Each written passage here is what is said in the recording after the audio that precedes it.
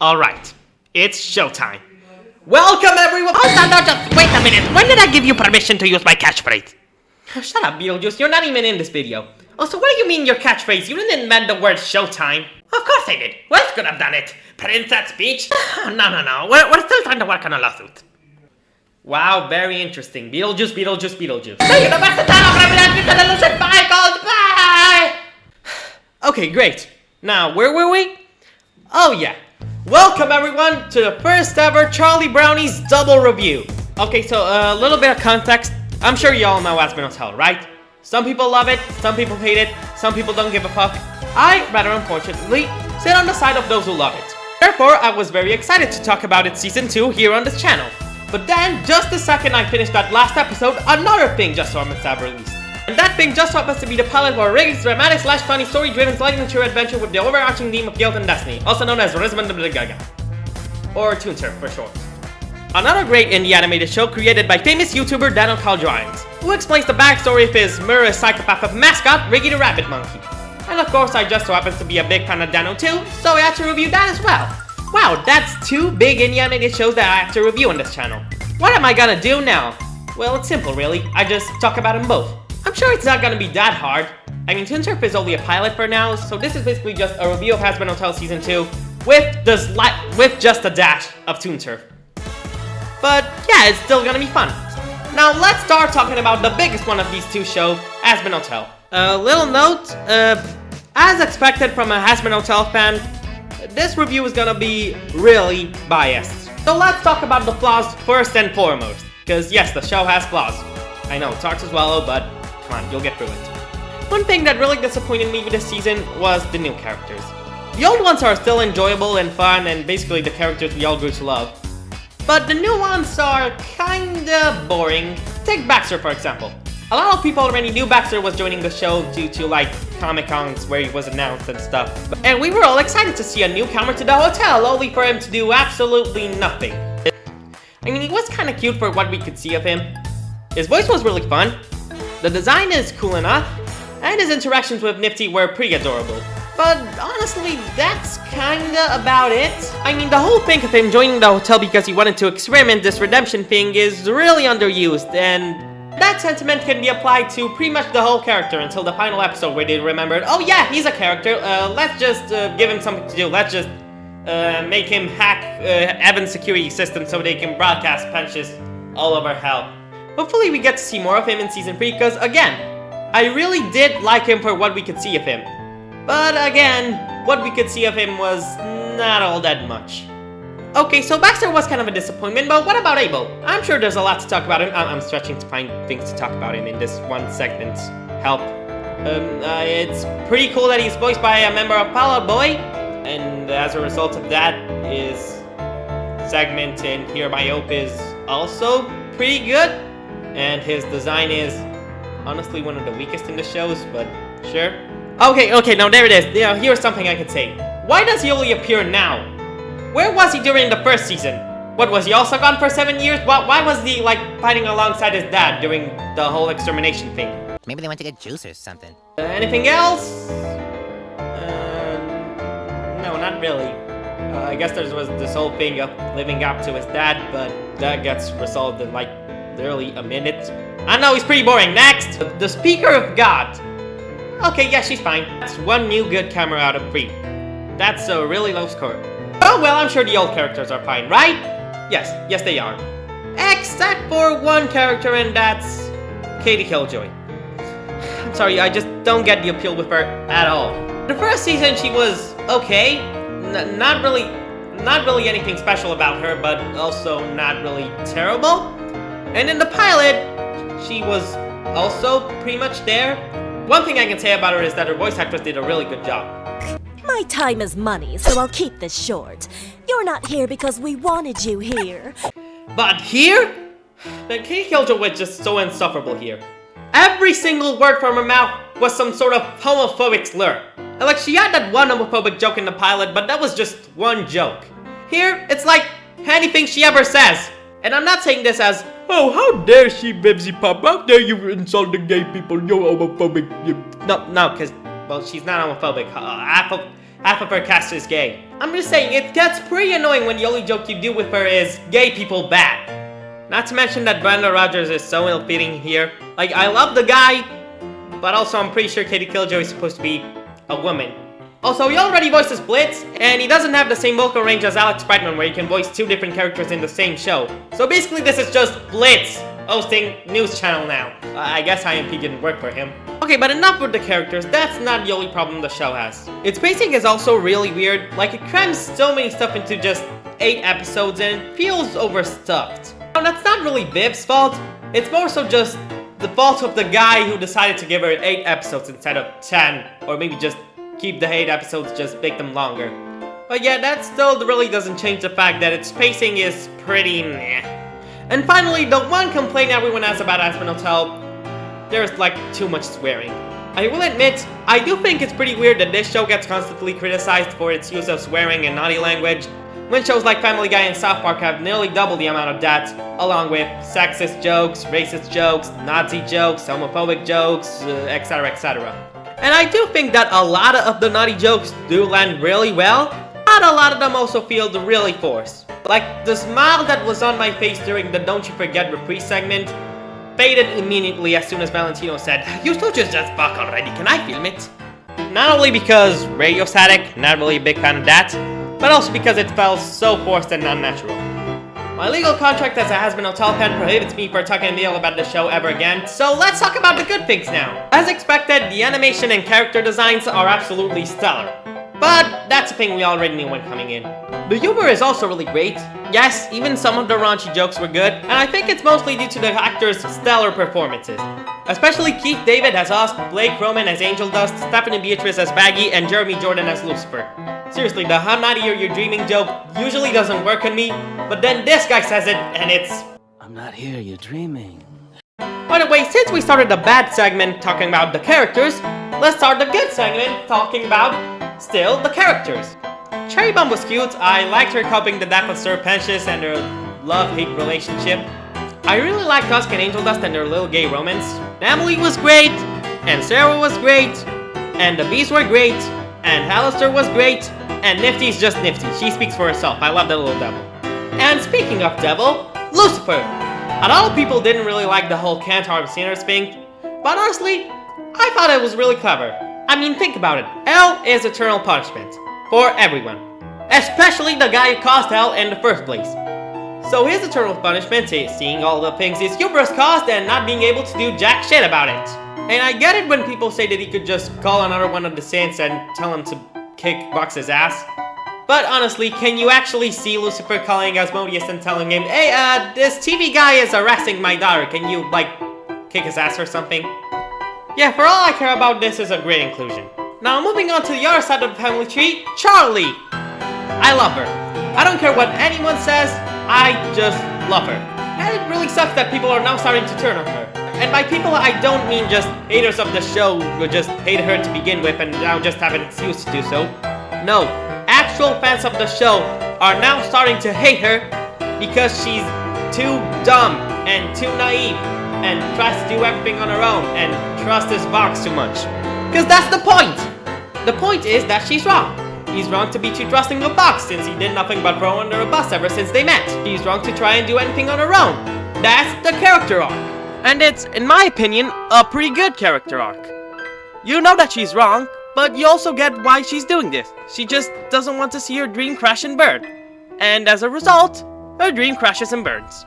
I genuinely really love seeing her come to the conclusion that she needs other people's help if she wants to succeed. And her design fucking slaps. And her voice acting is pretty good. And her relationship with Baggy is pretty wholesome. Yes, I love lesbian drama, so what? She's also really funny, adorable, kind. I mean, she gave us Danny Do-Bad. How can you hate a character that gave us Danny Do-Bad? Okay, that's it. From now on, I proclaim myself the #1 Charlie Morningstar defender. If there are 1,000 Charlie Morningstar defenders, I am one of them. If there's only one Morningstar defender, then I am that guy. If there are no Morningstar defenders, then I'm dead, probably. I shall devote my life to defending this poor, sweet, innocent little baby until the day I meet her in hell. But as #1 Charlie Morningstar defender, I do admit that she does tend to get overshadowed by a certain TV headman. I feel like half of this review is just talking about the characters. But I'm sorry, I can't help it. You can't talk about Hazbin Hotel Season 2 without mentioning Box. Like, he was so epic in this season, though, I just can't.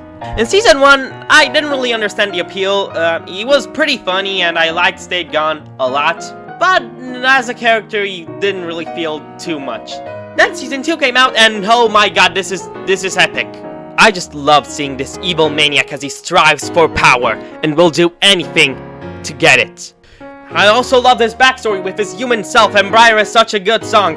And his human design is so cool, and just seeing him kill all these people just so he can get higher on the food chain, it's just too good. And my favorite scene of his was the ending, where he throws all of his plans in the garbage, and kills literally everyone in his surroundings, just so he can get back at one guy. The other guys, he probably doesn't even care about them. As long as Hallister is dead, he will be happy. And the little grin on his face when he says that is just terrifying. And despite all this, despite being possibly one of the biggest menaces in this universe, he's also funny as shit! This part floored me, guys. This part floored me. Yeah, Fox is pretty epic. I like this guy. I mean, what are a villain, you know, that would dare to call himself the Führer in front of hundreds of people? I mean, that's the first impression Heaven got of this guy.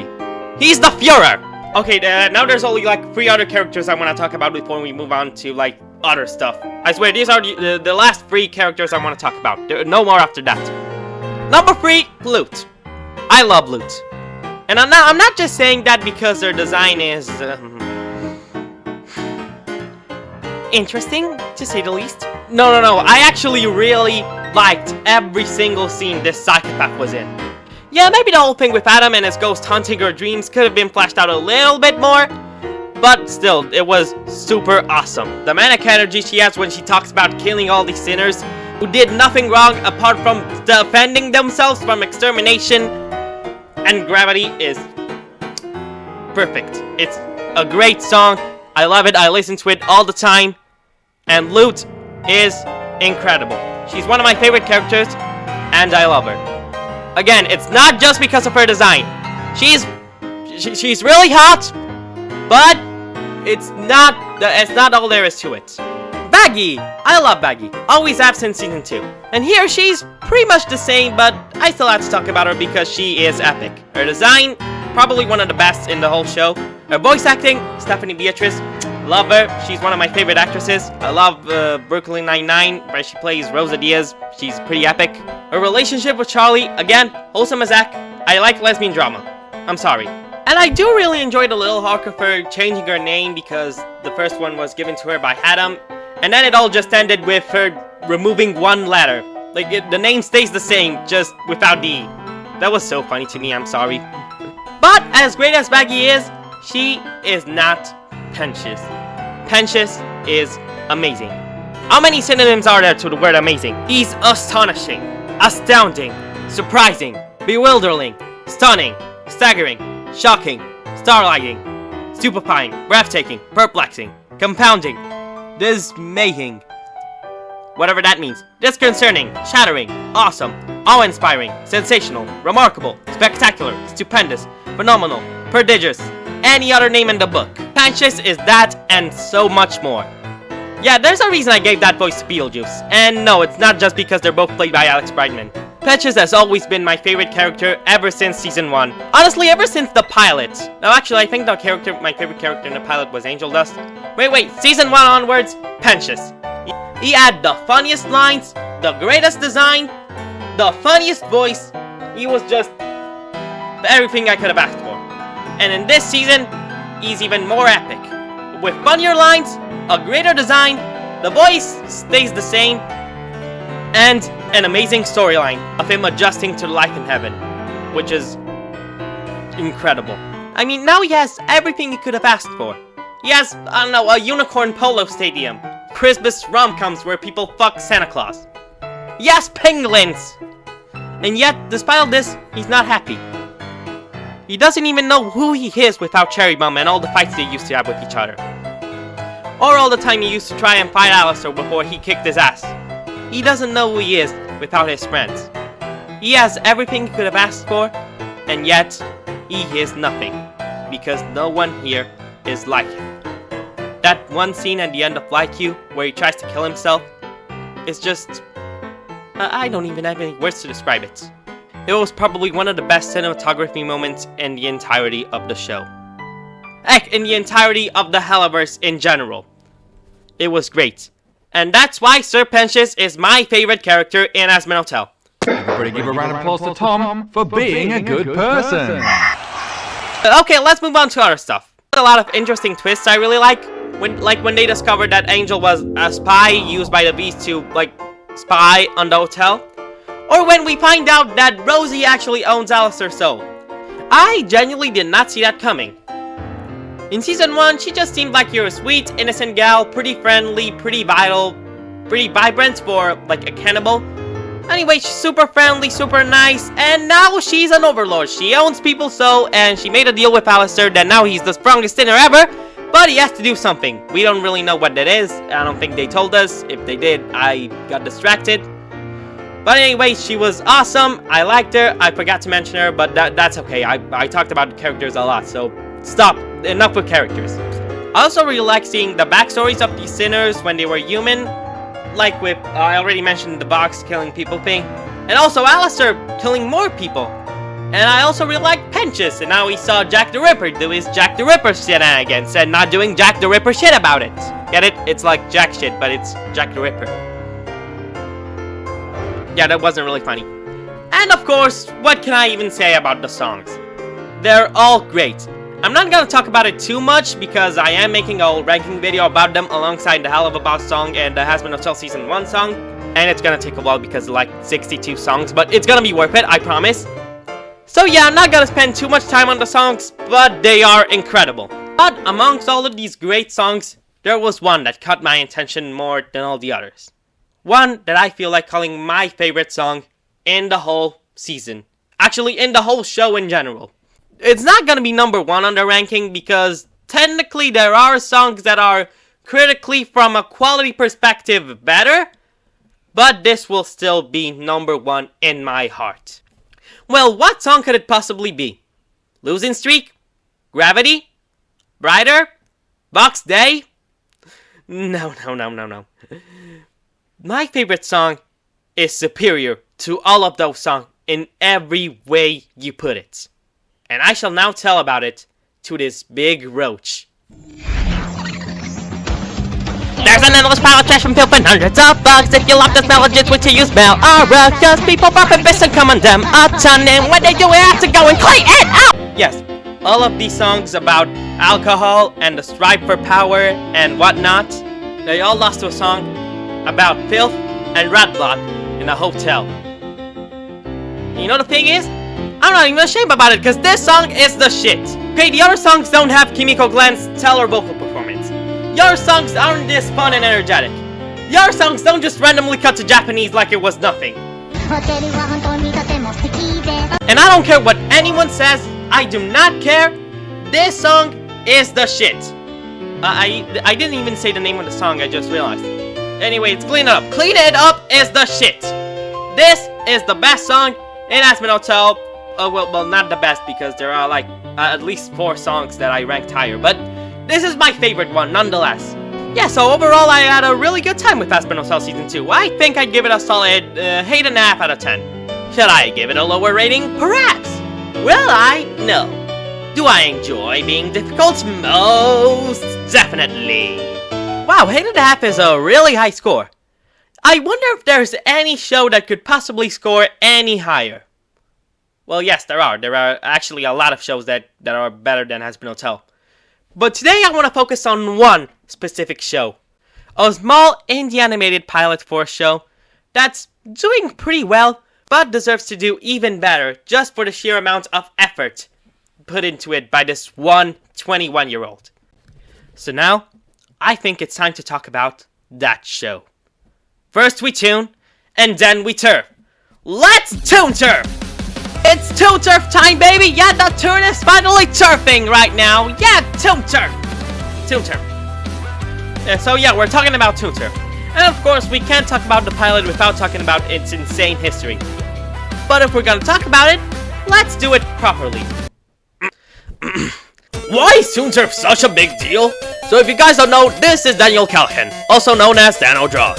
And for the past 3 years, he's had a career as a short YouTuber, where he basically told us a bunch of random facts about life with a little mascot called Riggy the Rabbit Monkey, who's a mixture of a rabbit and a monkey. Between these facts, he decided to add a little bit of lore about the character and him being a murderous criminal or something. And his fanbase loved said lore so much that he decided to make a whole show about it. Toon Turf, set to release in summer of 2024.